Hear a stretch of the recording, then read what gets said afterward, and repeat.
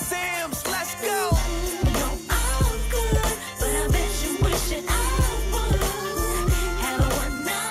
Hello, everyone. It's your girl Miracle Sims, and you're watching the GSL Talk Show. Tonight, we're going to be chatting with Mr. Jim Haller. So stay tuned.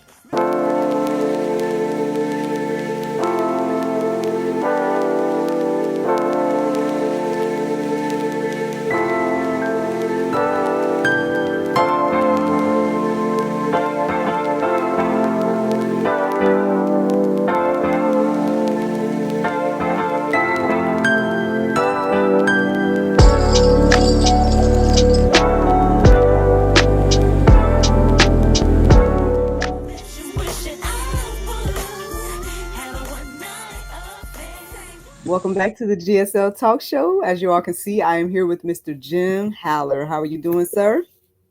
Yes, thank you. I'm out in the park, and it's a beautiful day in Little Rock, Arkansas. The sun is a little easier on us today after rain. Well, I'm glad that you're able to, be in some fresh air right now. Is this where you're from? Not originally. I grew up in New York City, or right outside of it, and I've traveled the country as a writer. And I am here working on a screenplay for Hollywood actually right now. Okay. Well, hey, feel free to tell us a little bit more about yourself. Okay, thank you for this opportunity to speak publicly. I have been on some other shows talking about different subjects. I do a lot of writing and a lot of journalism, and big into conspiratorial stories. They thrill me, and also I think that they have a lot of relevance for journalism because they're not all a bunch of made up stuff about aliens coming down for UFOs and everything. I mean, it's more grounded than that in history, human history. So my story is very telling, so I'll just really go ahead and start it. I was child trafficked. I don't know who my parents are.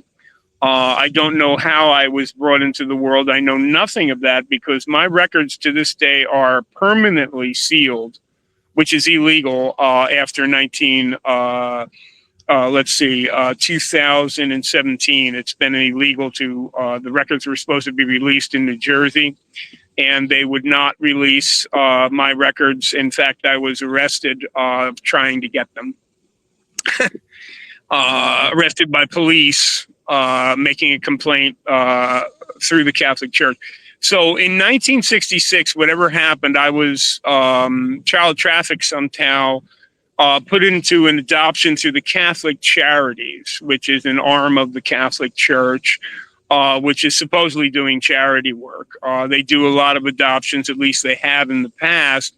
They might have stopped doing adoptions because a lot of people are like me, and they were child trafficked through this organization, both in Europe, also in Africa, and in my case, in Orange, New Jersey, I was put up for adoption. The story is, because I can never tell what the origins of myself even are, the story is at 6 months, I was adopted by the Haller family. So that's the adopted family's name. The father figure, let's just put it that way, was of German descent, and the mother figure was of Irish descent. Although my genetics is actually Hebrew. That's what I found out much later. In life, I wasn't told anything about anything because the records are sealed to this day. Now, why was I child trafficked? And how do I know that? Well, my first memories of life, okay, this is the first thing that I remember, is being, and I don't know the exact age, but I could talk. I don't know anything before that. There is blank memory before that. So I could already talk because I could reply to a doctor. My first memory was being strapped to a large metal table and having some sort of electroshock, not applied to the brain necessarily, but to the body, in such extreme pain that, strange first memory, right? Such extreme pain that it felt like my body was about to explode. I could hear myself screaming in the memory, so that when I would scream to a certain point, the doctor would stop the shock, and then he would speak to me. His name was Dr. Vlaten. At least that's what I was told by the family, and I was told that he was a pediatrician. These memories are very strange because the father figure, not the mother figure, the father figure was in the room, because after the shock treatments, again, the shock treatments were so physically painful, it felt like every cell in my body was being electrocuted, is what the memory is. And then Dr. Vlaten, who was a Nazi, a Nazi scientist, okay, would ask me questions, and I don't remember any questions. I just remember him speaking, and I would reply. So I was at the age that I could speak. The father figure, Joseph William Haller, he's now deceased and probably in hell. He was there to gather me up, and I remember him, holding like a baby and bringing me out of the hospital grounds. It was a hospital. Don't know where it was. I assume it was Orange, New Jersey. I don't really know. But it was in the area, because it didn't take us long to get back home, where we were living in Kearney, New Jersey, was where the house was, which is by Newark, and people know Newark. This is all in the Newark area, the Hudson County. So he would bring me home, but it would be dark. I remember it wasn't day. So these treatments, of whatever they were being conducted at night in some sort of room in a hospital somewhere, and he would bring me home, and from what I remember, he wasn't unkind or anything on the way home after those treatments. But the only other real memories I have of growing up are him actually being extremely abusive, to the point of physical beatings, loud screaming, and sexual attacks. Okay. The mother figure, I say mother figures, these weren't really parents. They were some sort of substitute family of some sort. She would play the good cop, and he would play the bad cop role. She would always be the comforter. Miriam Violet Haller was her married name to him. Her maiden name was Miriam Violet Monahan. The Monahan family came from New Jersey as well, and they had two very successful lawyers, which I can go into if we get time. They play a role in this whole shenanigan. Okay, so as time goes on, I don't have any really solid memories outside of usually feeling pretty fearful, being abused in a very small house. I mean, they weren't rich themselves. The lawyers were, but they weren't. And we lived on the second floor of a house that they had purchased, and they rented the first floor to an elderly aunt, whose last name was Mars. I think her first name, if I'm going to remember, she died pretty early. Her name was Edna Mars, I believe. And she was related to the German side of the family. And she lived on the first floor. And we lived on the second floor. So there wasn't much room up there. It was really just an apartment on the second floor of the house. But the abuse did all occur there. Something striking that brings us to another point in time is I'm about 11 years old, and I started going to Catholic school. I went to public what do they call it, kindergarten, public for a year, and then I was transferred to St. Stephen's in Kearney, which is just a Catholic school. I didn't experience any abuse there or anything like that. Excuse me. But at home, I'm about 11. Maybe getting towards 12. And I remember a series of phone calls. And my mother, Miriam, she would say, James, they always called me by a proper name, James. James, the Army's on the phone. At 11. So this was the U.S. Army, and a recruiter would be on the phone asking me, would I like to join the Army when I'm 17 or 18?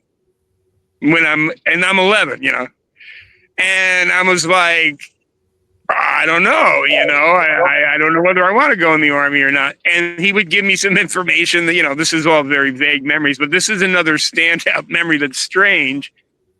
Another thing that would happen is that I believe they were of Catholic persuasion, but a number of missionary priests would be invited to this house from time to time to see if I wanted to become a missionary for the Catholic Church.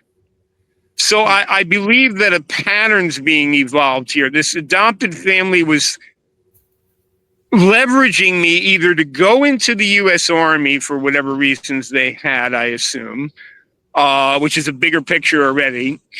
Leveraging, if not the Army, to go become a missionary for the Catholic Church for some other alternative possibility. And then I would have these pretty severe, they were not discussions, they were yelling sessions on what am I going to be from the old man.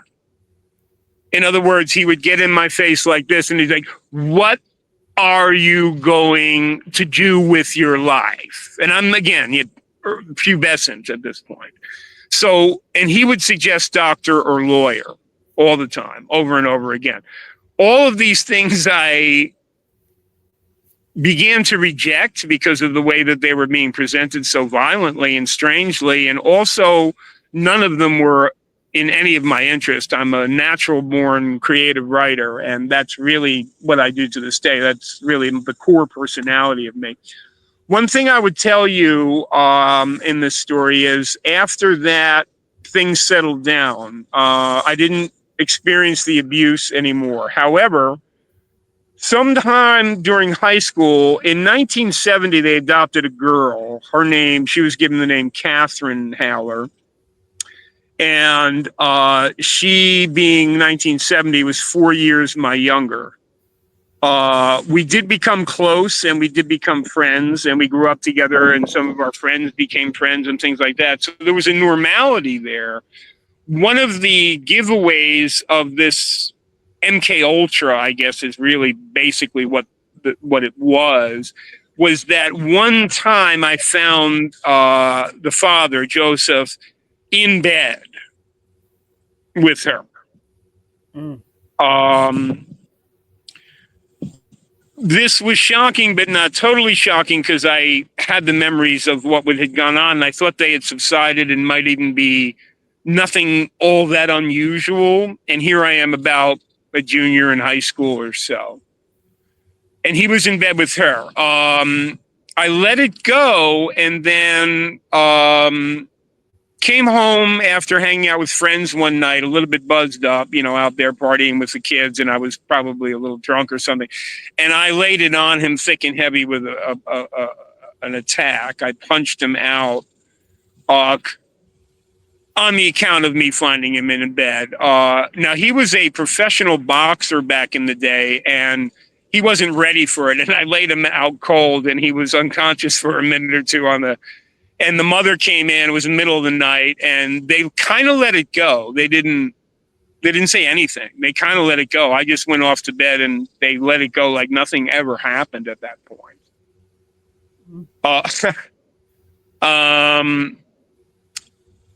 So again, things subsided. I'm just going, and things are getting like a little bit better. And I'm going into college at some point. I started working. I started putting money towards going to college. I wanted to study writing and I wanted to study journalism, and I did. And I put myself through college, and there was nothing unusual happening there anymore.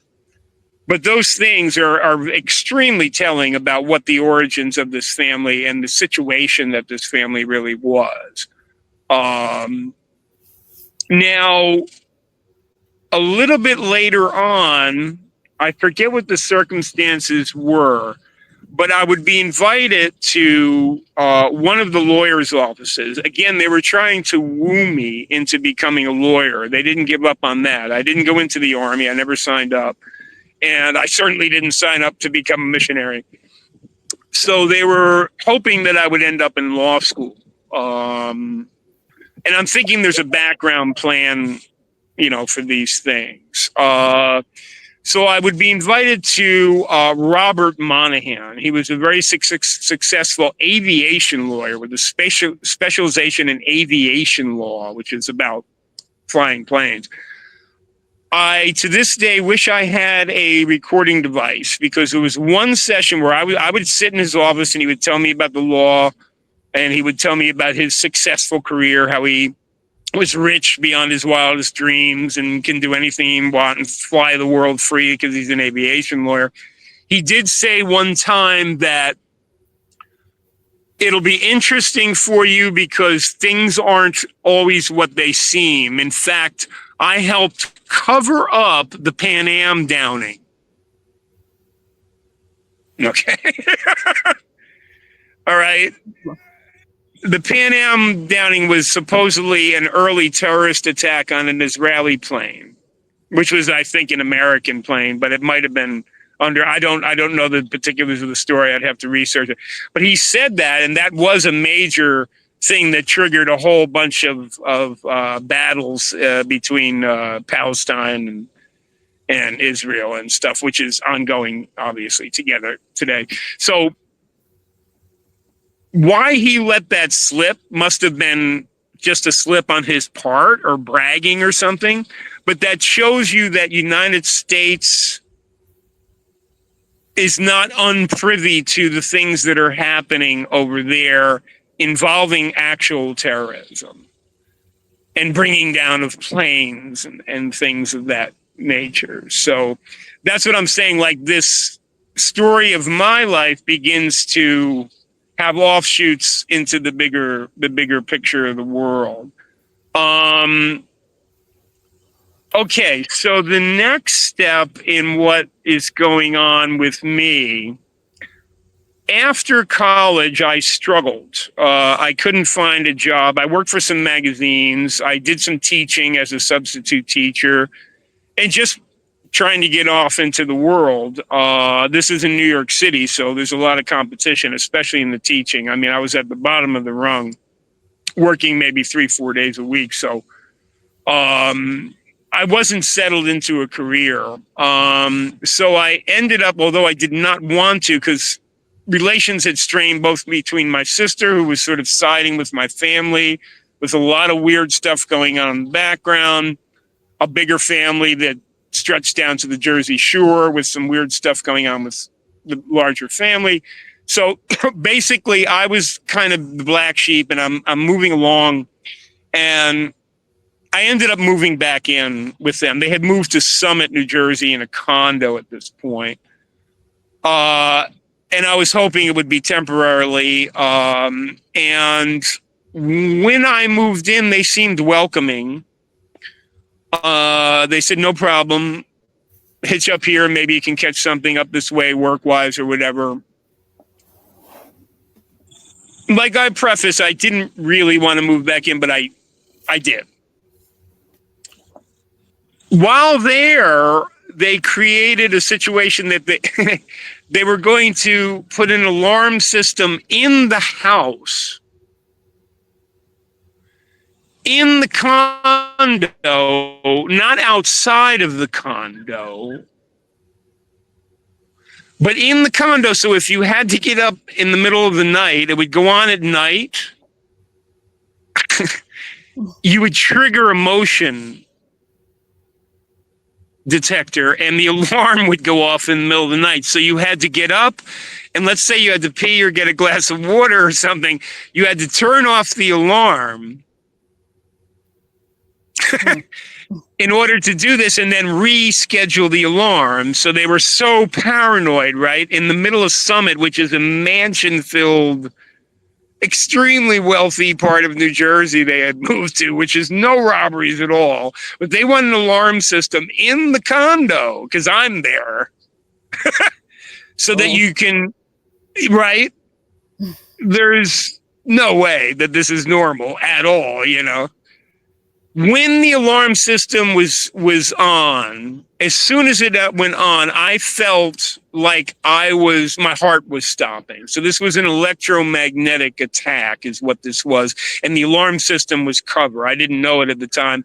I began to research it and figured I'm electrically sensitive, which actually no one's electrically sensitive. That's a huge cover up for electronic warfare, electronic attacks, which are going on from the military sector into the public sector as both testing and also whoever they decide they want to hit, which could be dissidents, whistleblowers, people they don't like, people who have done something in business they don't like, whatever. These systems can be put on you. It's called Havana system syndrome, and these attacks were being, done on the Cuban embassy. This is nothing unusual. These are, and it's all blamed on Russia, of course. Everything happens from Russia, right? Of course. Havana syndrome is simply electromagnetic weapon. It's called active denial, USAF. And that weapon is a microwave-based weapon with relay, which can say they can use any electromagnetic spectrum from 0 to 110 all the way up and just spin it out and cause all sorts of effects, from headaches to heart attacks to heart palpitations to heating up to cooling down.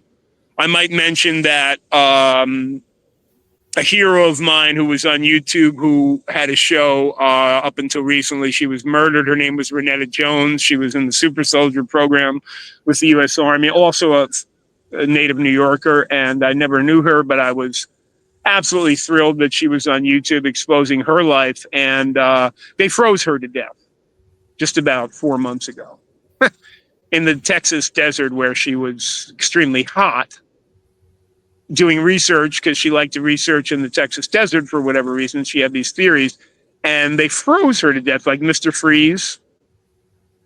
You can look up Renetta Jones. She's unfortunately no longer with us.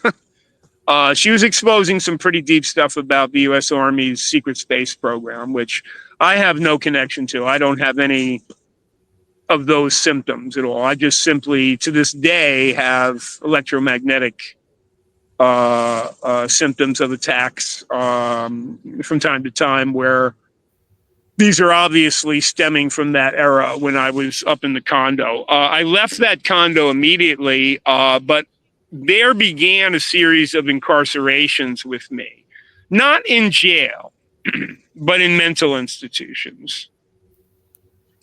So when I complained about the alarm to my substitute, surrogate family, so to speak, that particular alarm, they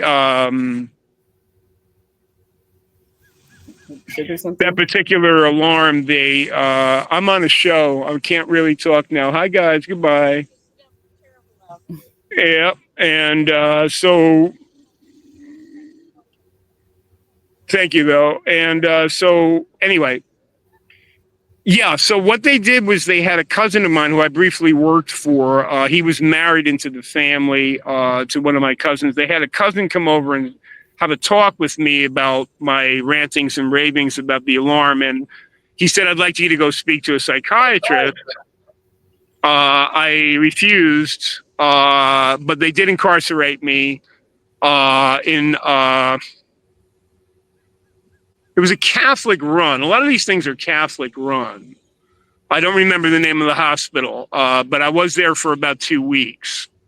They can usually hold you for about 2 weeks, and if you aren't completely wild on them and acting like a nut, they usually let you go. So that's intimidation tactics, obviously.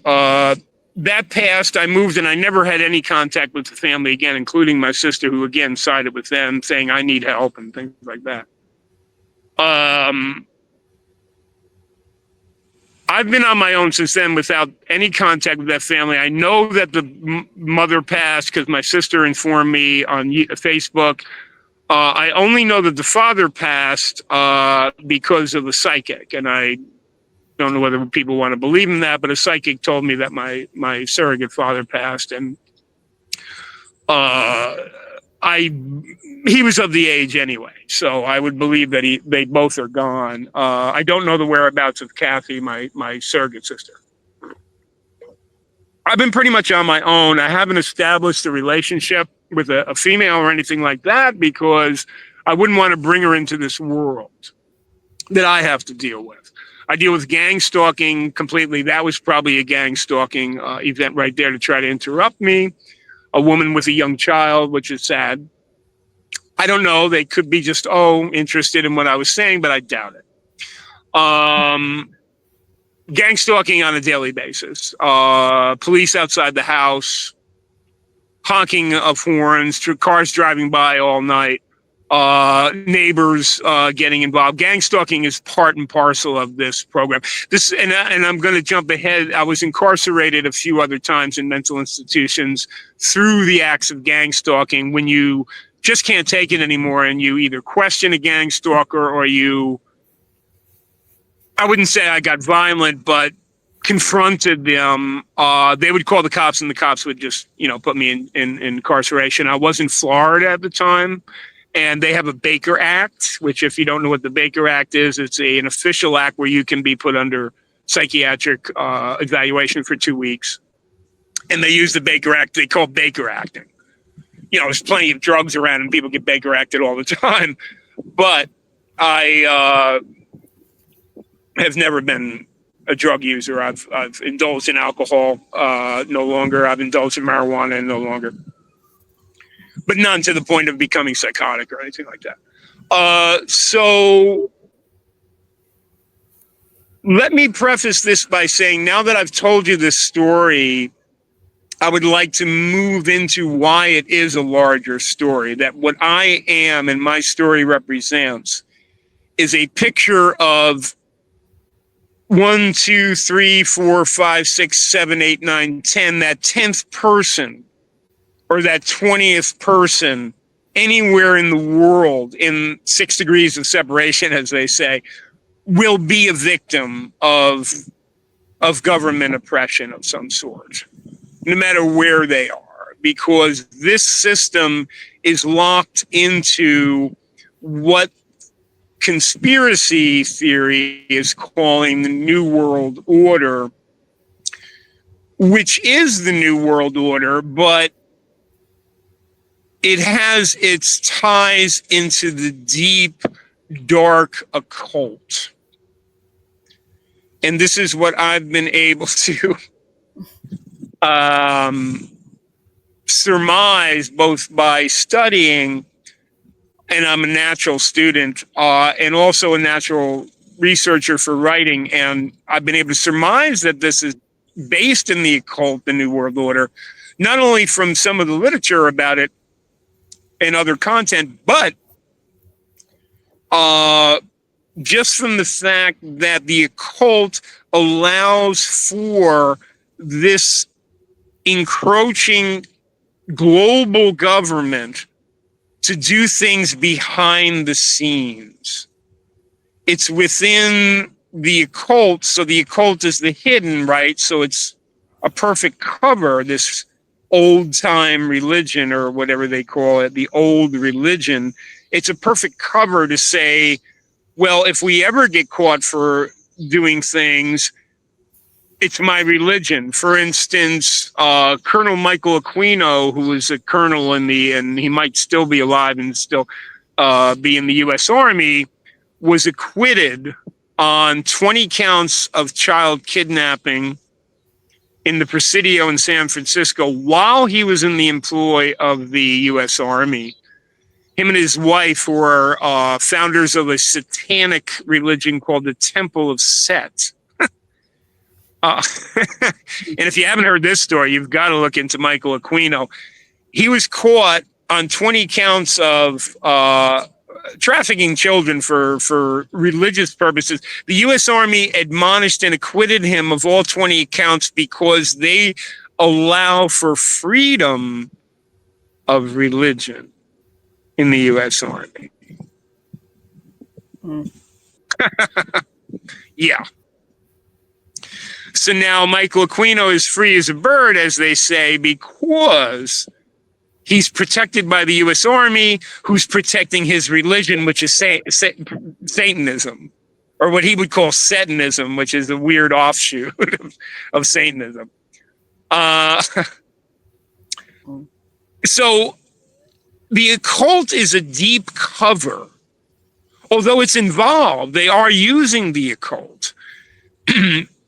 Most of this stuff is high tech, which is to say, active denial weaponry, which I explained to you has been used on and off on me for since I'm in my 20s, since that incident, and started with the condo.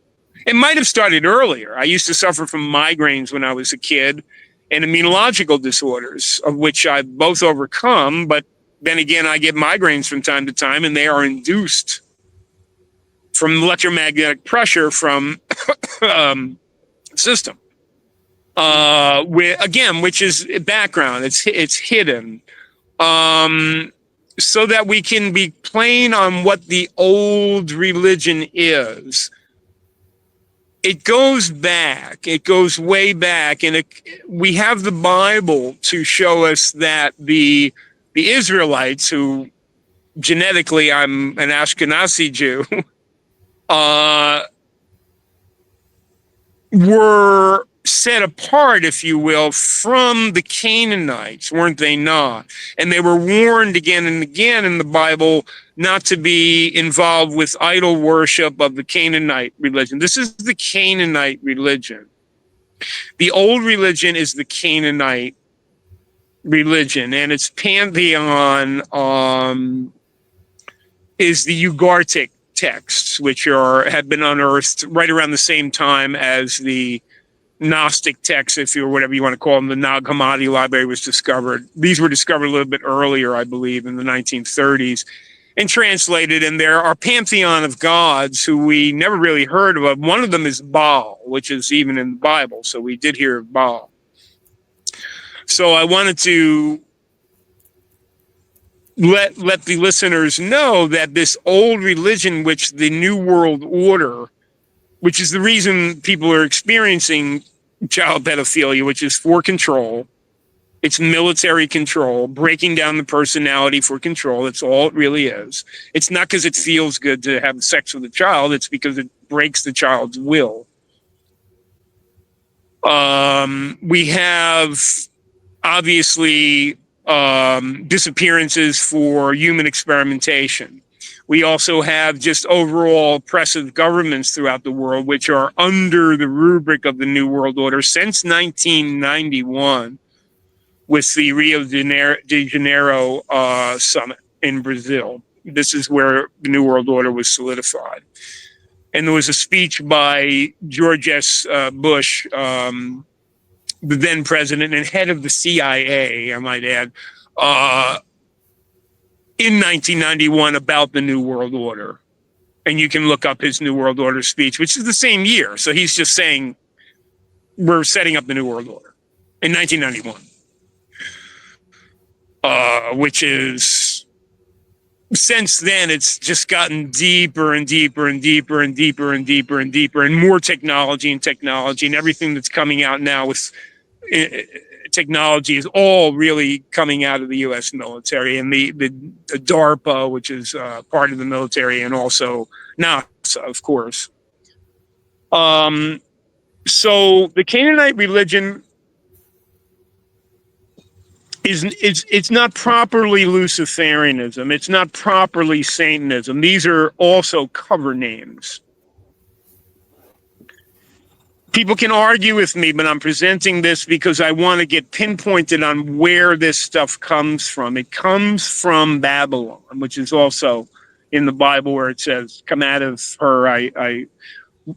Why would you want to come out of there? Because back then they were doing dark magic. I don't think they had technology like we have today, but they were doing dark magic and setting up quite the civilization under the rubric of dark magic, which is the Canaanite religion, or Baal religion, Baal. That's who you want to point to. That is their quote unquote God.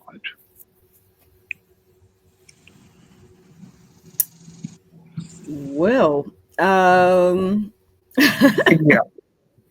Yeah. well, first, I mean, I'm sorry that you had to experience anything remotely what you described, from that young childhood age to now. And again, I don't think anything you're saying here is too foreign, at least to this audience. I mean, you've heard something along these lines, one way or another, whether it's biblically or obviously Ali's testimony. Um, and just everything that has been exposed these days. So with all of that being said, like, why is this thing that seems to be so, like, well, why do you personally think that this is something that seems to be, again, it's in our faces, it's all around us, people obviously are affected by this one way or another, but then it also seems to be this thing that is mysterious, people question whether it's even happening, um, and most people either don't acknowledge or are confused about probably everything you just shared. I don't know if you have any wisdom to bestow in regards to that, but I would love to hear your thoughts on that. Yeah, I appreciate the question. So there's two factors with what's happening with humanity, because this is a war against humanity, because we are the sons and daughters of the Most High. We are the sons and daughters and of the Most High God, which ultimately the Baal religion wishes to replace. Um, Okay, so that might be your grand general sweeping answer, but the reason that human beings deny government oppression in certain areas and don't in others is because of only two factors. One factor is just generalized fear that something so massive could be going on, because it's pretty hard to grasp a world government, even though we know that it exists. The UN has existed since 1917, or even before, maybe as the League of Nations, and became the UN, the United Nations, which was set up with Rockefeller money. I mean, in Rothschild money. So it's completely banker controlled. It's got the World Bank there. It's got the Bank of Settlements, which is also connected to the World Bank, and it's really the world's power, which can even be brought back to the earliest banks in history, which were in Canaan. Uh, so these bankers' bloodlines might go back, and this could also be connected to why they are Baal worshippers. I don't mean to get too off the top. The other factor involved here, which I cannot not put forth, I wouldn't be true to myself, is that because the electronic weaponry is now utilized on human beings from the satellite system, which, by the way, Elon Musk is putting up another 40,000 any day now. And you can bet that these are all government/military usable satellites. The electromagnetic spectrum happens to be the underlying structure of what we see as the universe scientifically. So it can be used and weaponized. Therefore, if a person hears a theory like children are being kidnapped and used for sex operations, human beings are being taken off the street and sold for meat to McDonald's, they're going to be fearful, but if they have the slightest inclination to go and research and say maybe some of this stuff is happening, an electronic signal can be sent that will actually affect the brain. It's called Edom, which is, interestingly enough, because we look at Edom as also mentioned in the Bible. The Bible is very prophetic. And Edom is, of course, a group of people in the Bible. It has nothing to do with what I'm going to say. But Edom actually is a moniker, an acronym that stands for Electronic Dissolution of Memory, which means that a simple frequency signal can be oscillated from one point, sent to a target, and you will forget a portion of what you were thinking of at that moment in real time. Or your memory can be cleaned, like we see in the movie Total Recall, which is a science fiction film about again, the secret space program is what that film is actually bringing up. And I think it's Arnold Schwarzenegger who takes the lead role, and his memory is wiped completely. So he becomes a new person. This can be done to an agent who has signed a waiver. You can erase my memory and create a new person, like James Bond becomes, Mariam Wiggins, and now he's a woman and he's a spy in Israel or something like that. Whereas the entire memory can be wiped with a signal, or just a portion of the memory can be altered with a signal. This is all NASA-based technology, by the way. It's very advanced, and it's being used for outer space exploration. Whether you believe that there is an outer space, some people don't believe that. There are definitely satellites up there. There are definitely a number of things going on in the atmosphere.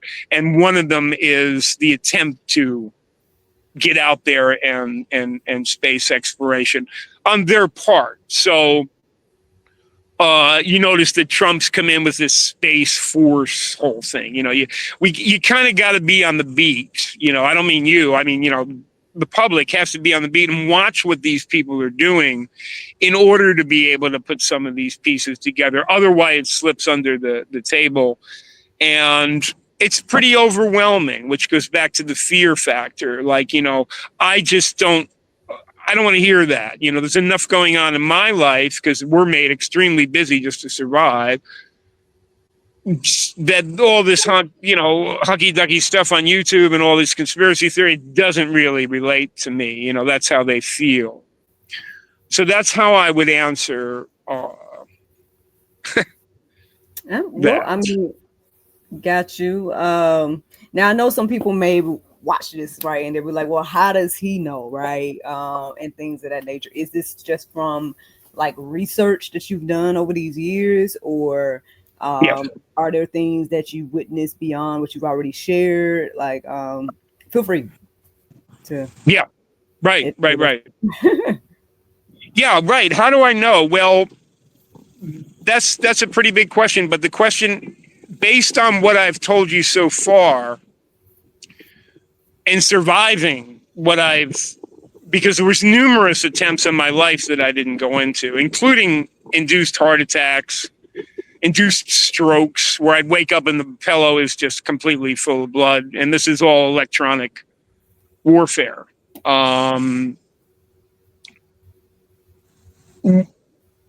Which is mostly intimidation, because there's money involved, big money involved with these contracts. So if they just kill you, the contract ends, right? So they want the contract to go on as long as they can until you become too much of a pain in the butt. Then, if you're up there running for office talking about this stuff, they're going to kill you. They're going to knock you right off the podium. That's why Trump can get up and talk this stuff, but he's Trump. He's been he's a Baalanite. He's a Baal worshiper. How do I know? Yeah, well, with all that stuff happening to me, I'm like, well, what the hell is going on? Who are these people called the Howlers? I should mention that both Joseph William Howler, who I assume is passed, and I believe his brother, who might just be passed, they were getting older, were both members of a Nazi party. It's called the Neo-Nazi Party of America. And they were card-carrying members. They didn't brag about it, but even my sister knew that. So, again, here's the Jewish person by genetics being adopted through the Catholic Church into a Nazi family in the United States. So I said to myself, well, what the hell's going on? So I have a high IQ. I'm able to research and really put patterns together. How would I know about the Ugartic texts? Well, I have friends in the artistic community. We talk about religion. We talk about things. They are studious people too. I am a writer. I've dealt with Hollywood. I've dealt with numerous magazines. I'm an intellectual by nature. So how do I know these things? I just kept studying. I'm 59 now. So all of this information comes at years and years of never putting down the books, never putting down. I don't watch YouTube for, a whole lot of other things for entertainment. I watch YouTube for channels like yourself, where information is coming through, where public journalism still can thrive. It certainly doesn't thrive anywhere in the papers anymore. There are no alternative papers anymore. They might have been in the 60s.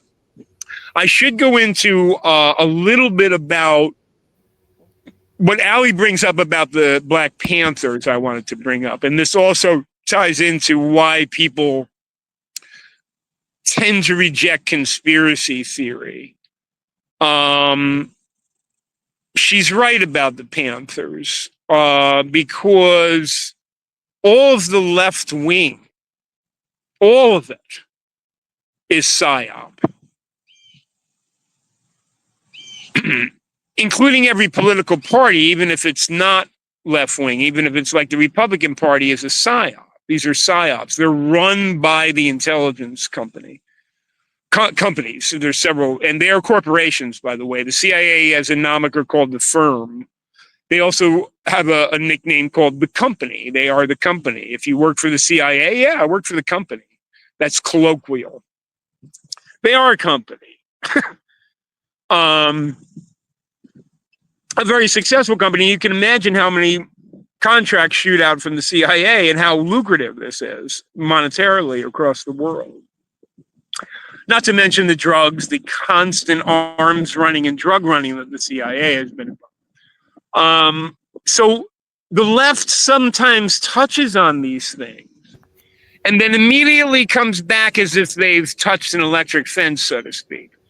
Because they're not only led by intelligence agencies, but their mindset is formed in a certain way to stay on this path of, if you just get out there and protest whatever you think is wrong with the U.S. government, whatever you think is wrong with the British government for the left over there, whatever you think is wrong with the Israeli government, whatever you are, the left is usually representative of the people, right? That's what it seems like.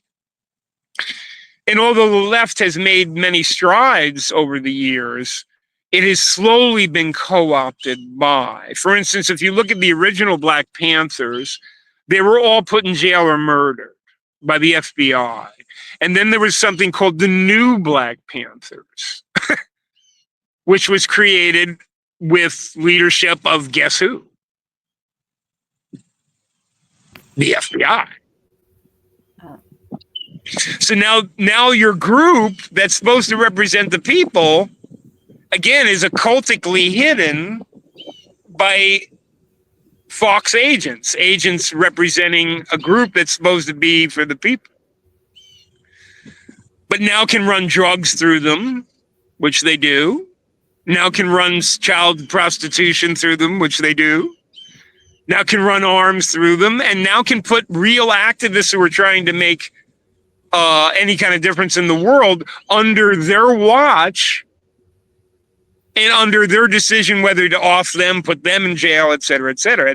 It's a rundown system. You can't even go to politics anymore for any solution at all. It's all a giant psyop by 2025 for sure.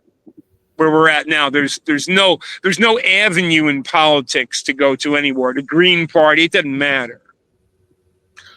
There's only the spiritual, I will say. There's only the true spiritual, which is the Most High. I mean, let's face it, and your connection to it, so that you don't get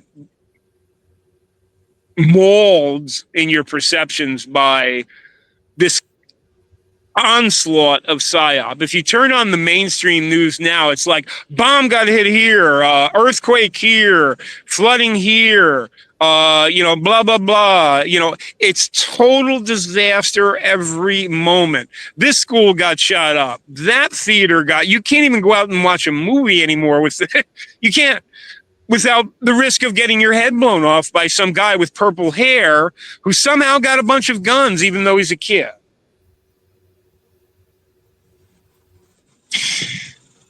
Logic and rationality and discernment will tell you that these things couldn't be happening, even including all these earthquakes and stuff. No matter what, there's just too much going on there.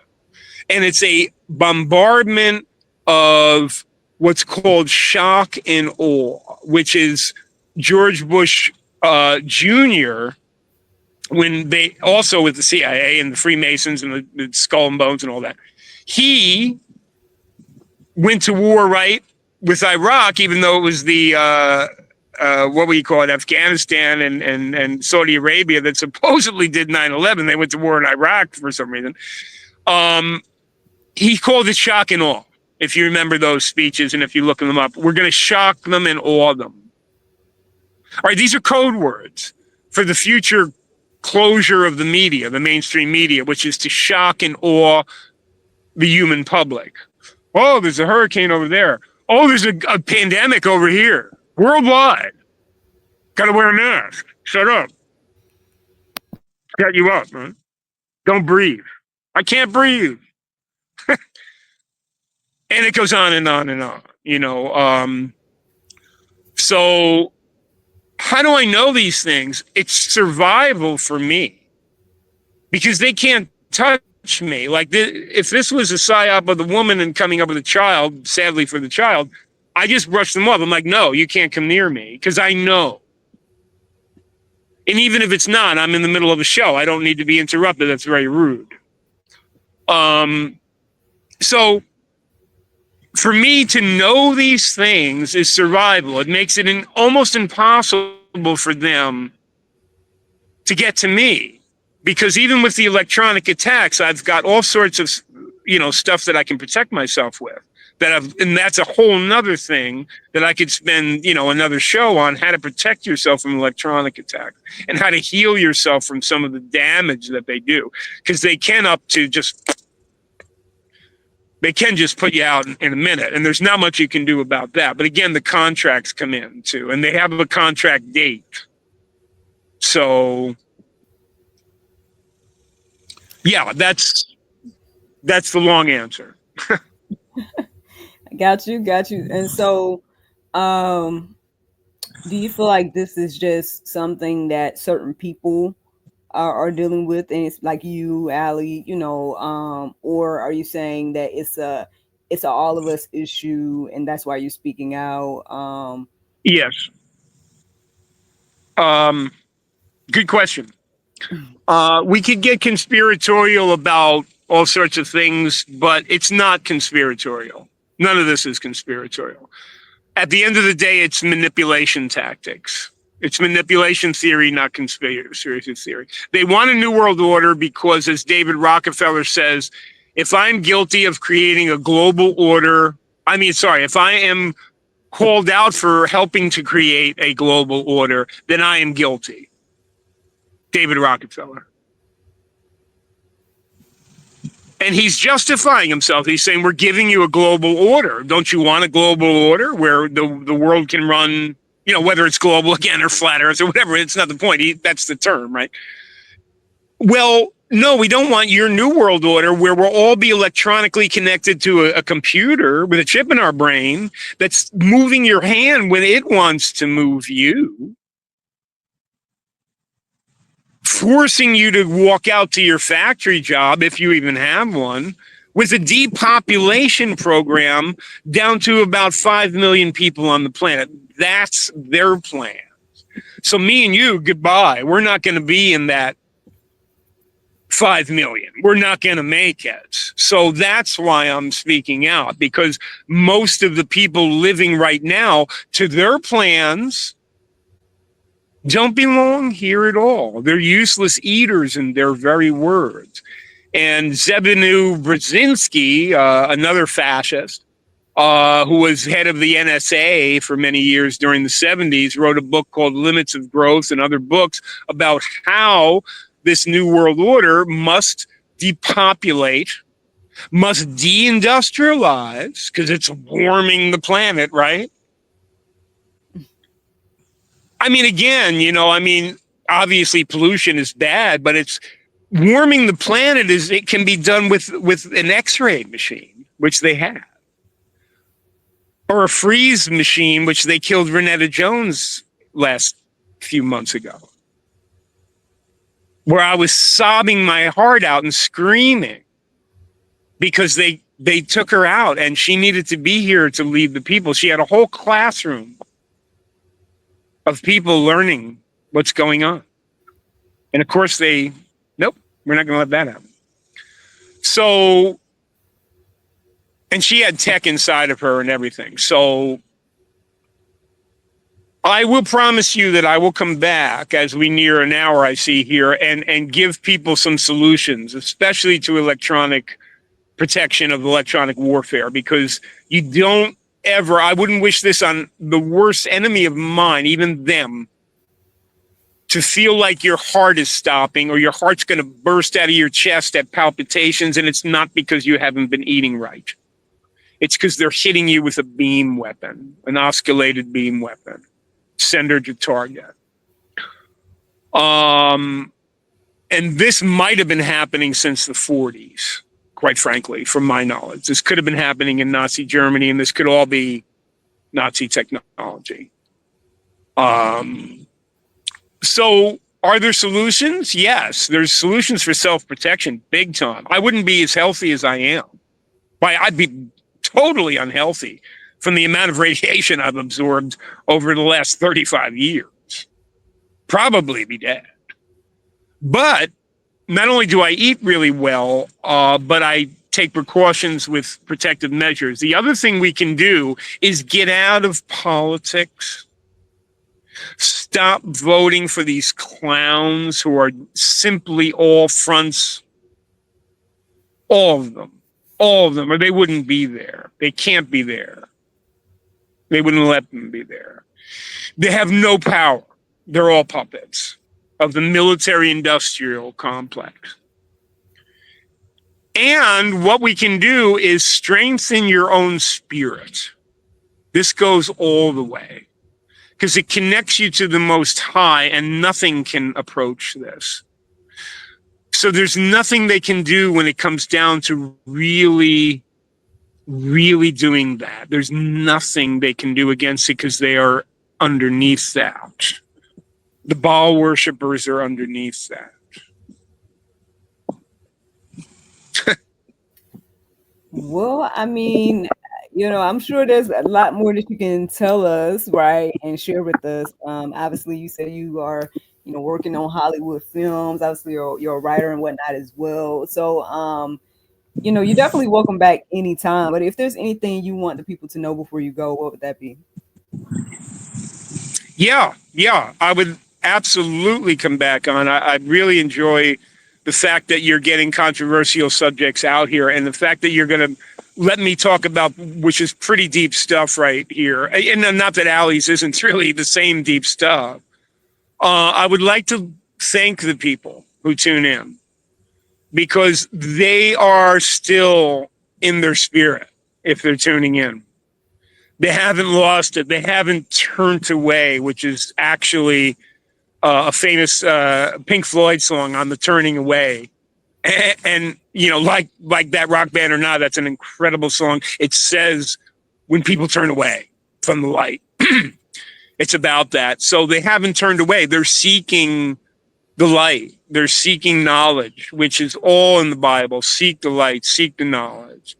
So I want to thank the listeners. And I know that they're supporting Allie, and I want to thank them for that, and supporting you and others that you deal with. So that's fantastic. It's gratitude for that. Awesome. If someone wants to, reach out to you or look into your books or things of that nature, where should they go? A lot of my stuff is in journalism only. I haven't published a lot of my other stuff and some spotty stuff in the movies where I was a contributing writer.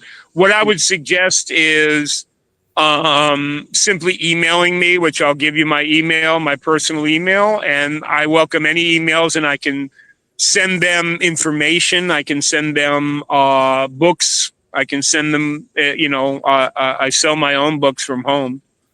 Anything they would like, I would willing to talk to people about things like this and arts and literature. I love all that, philosophy and spirituality and things. So it's GOOGME411 at Gmail. Goog me 411 at Gmail. That's simple.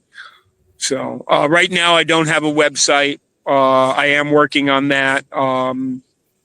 We'll see what happens with all that. I do like to stay a little bit of an underground because I do like to be able to get out here and do this. And if you get to a certain level with doing this, if you aren't strategic, you end up in a very compromised situation, let's say, possibly. I So understand. I understand. Well, I appreciate you and your time. Like I said, you're definitely welcome back anytime, and thank you. thank you. It was a wonderful time together. Thank you.